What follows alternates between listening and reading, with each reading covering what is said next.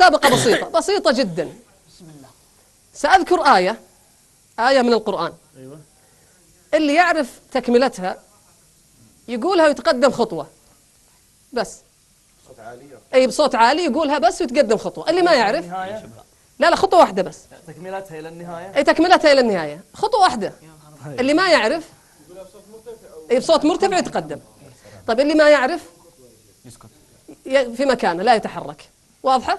طيب خلينا نبدأ. بسم الله. قل أعوذ برب الناس ملك الناس إله الناس. بس ملك الناس بس آية واحدة. ممتاز. طيب والسماء ذات الرجع والأرض ذات الصدع. ممتاز.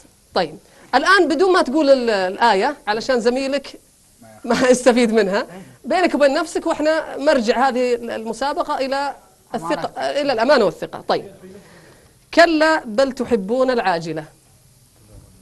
ممتاز. طيب آية أخرى إن الإنسان خلق هلوعا. ممتاز. أحد يردد يا شباب. أفرأيتم ما تحرثون. ممتاز. أفحسبتم أنما خلقناكم. ممتاز. من كان يريد العاجلة. ممتاز. ممتاز. الذين يذكرون الله قياما وقعودا.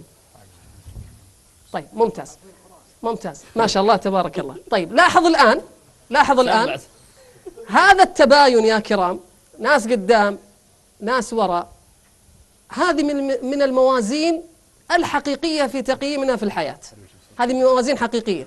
النبي صلى الله عليه وسلم ماذا يقول اقرأ وارتق ورتل كما كنت ترتل في الدنيا فإن منزلتك عند آخر آية تقرأها.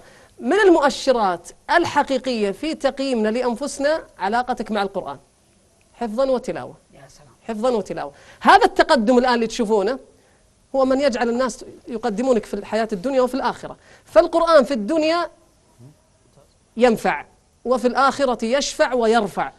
إذا علاقتك بالقرآن ليست جيدة أنت فقدت ركن قوي جدا من أركان التأثير. أما الأرقام والشهرة والرتويت والمعجبين ليست مقاييس حقيقية. هذا أحد المقاييس الحقيقية لقيمتك أيها المسلم.